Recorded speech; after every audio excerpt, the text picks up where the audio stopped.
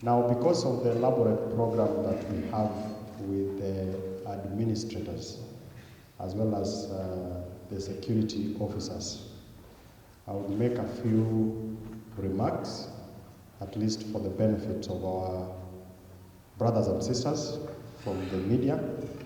And then after that, I would want to request that you excuse yourself so that then we can proceed with the rest of the deliberations. So first is to appreciate all the officers who are seated here on behalf of the rest of your colleagues from across the length and breadth of the country, because you continue to do and perform a very significant role for the administration of President William Ruto. And that role is service to the people at the various levels of administration, right from the villages to the sub-locations, to the locations, to the divisions, all the way up to the regions.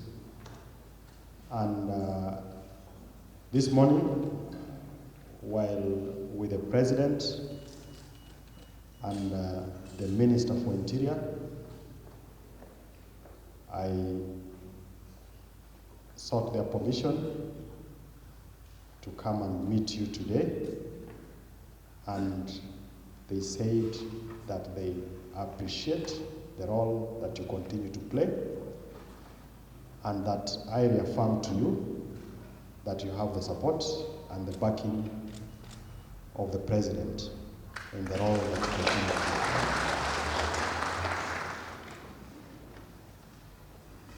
Now, part of the reason why I'm here today and with the regional security team and also with the leadership from this county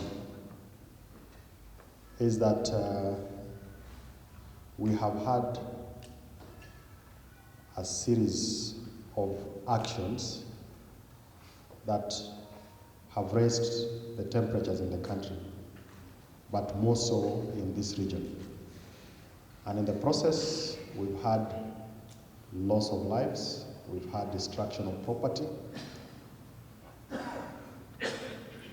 and this has largely been perpetrated by criminal elements who have taken advantage of the situation. Of course, it has not been helped, or the situation has been made worse by pronouncements from various leaders. And we are at a point where we need to ask ourselves the very difficult questions, whether that is the way we want to continue as a country or not. And if you're a country that is democratic, that abides by the rule of law, then we must be able to bring back sanity and insist that we follow the law.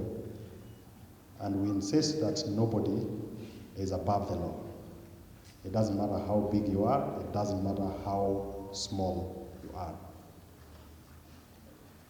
And it is also important to guard against blowing things out of proportion.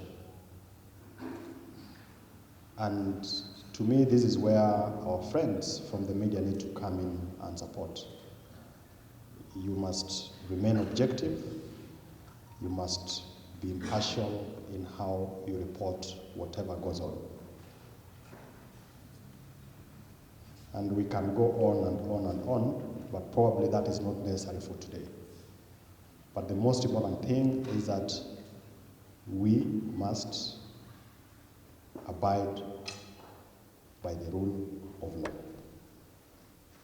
And there's no debate about that. Sio tafadhali. So when people protest, of course, the Constitution is very clear. They must be unarmed. It has to be peaceful. Anything to the contrary borders on criminal action. And whenever there are criminal actions, again, you go back to the same constitution.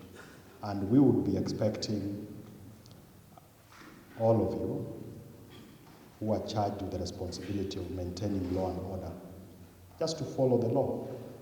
So if someone has destroyed property, if someone has looted, we must take them through the due process of the law. Now,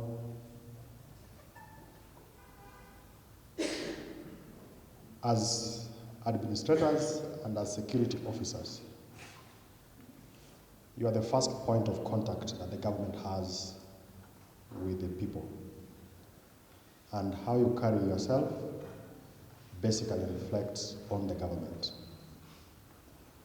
And because you are professionals, you are well trained, at all times we must endeavor to carry our responsibilities with the diligence, with responsibility, so that we continue to discharge the services that the citizens expect of us. Yesterday, I did give a breakdown on what the effect of the demonstrations have been, and I think it will not help to start to regurgitate those numbers. But the point is that as the security agencies, we have taken the greatest hit in terms of casualties, in terms of injuries to officers, and it is something that we cannot allow to continue.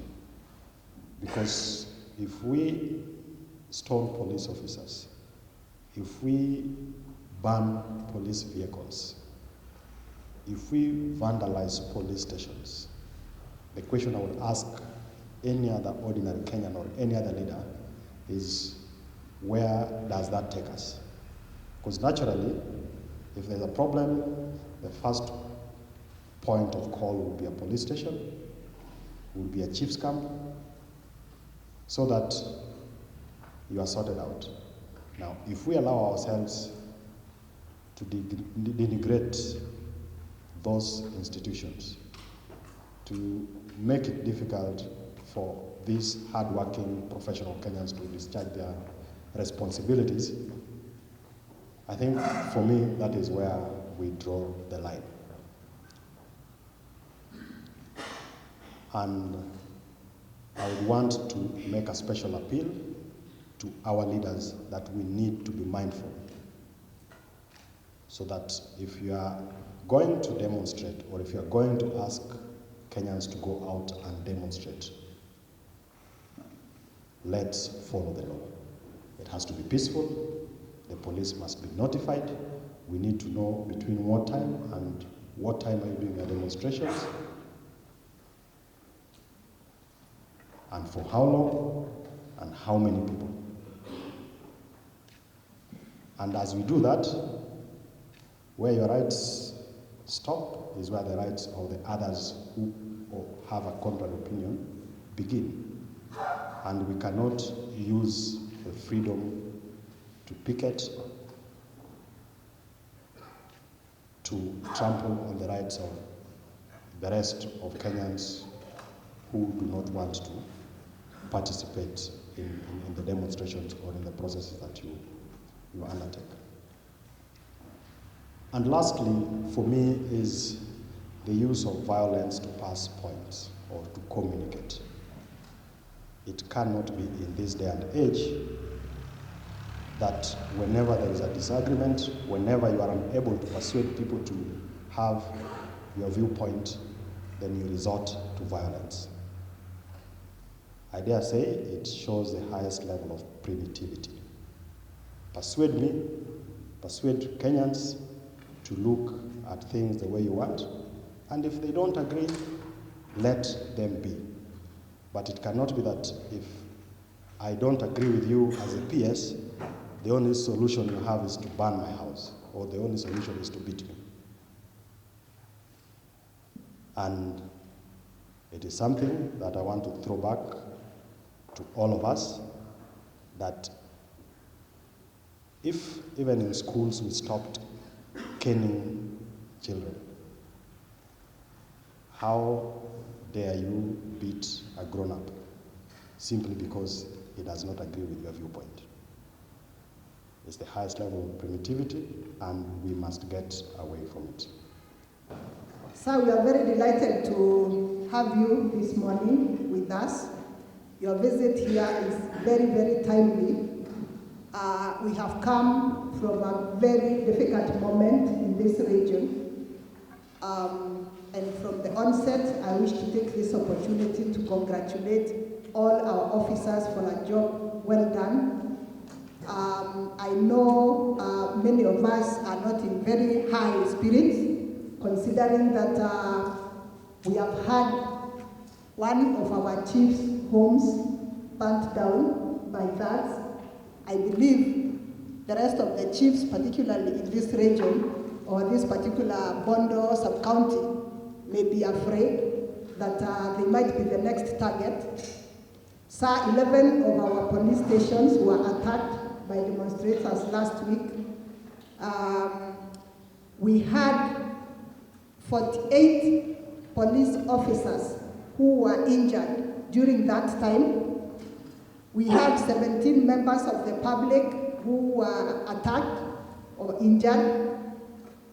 14 of our police vehicles were damaged by the rioters during that moment. And therefore, sir, your visit is very, very timely. I believe by the time we finish this meeting, these officers will be energized.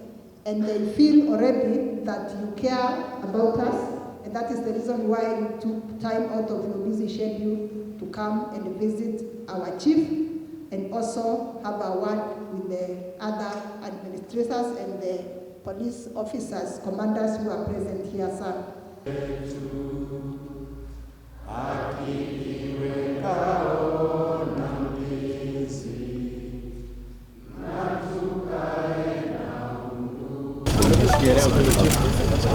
Omollo.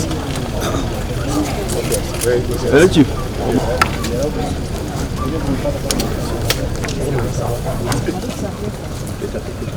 So, okay.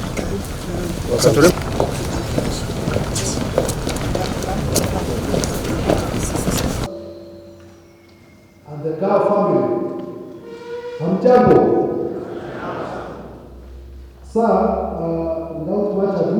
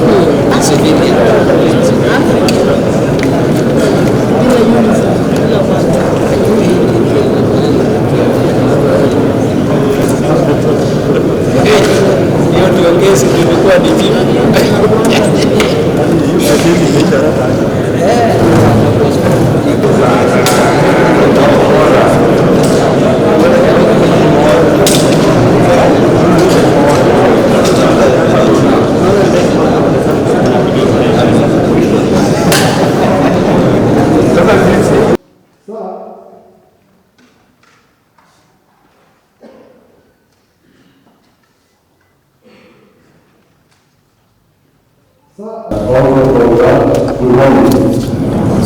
sorry. The first time, when I was the introductions and the responses. But here, I take this chance to welcome you and your team to this institution. This is your institution, this is your university. Here, I would say that we live very well in this community. Because of the infrastructure requirements, the answer of the program is 8,000 are living in the neighborhood. What we should have done for the airport. And we're happy that the community.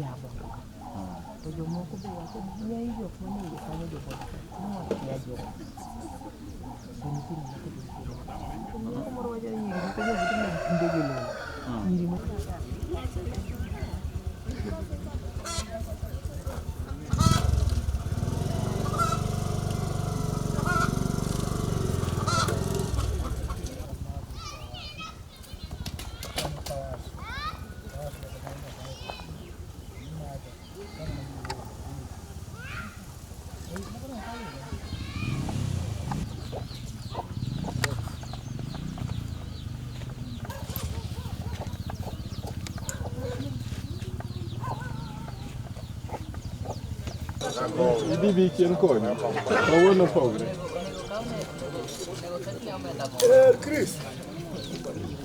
Hey.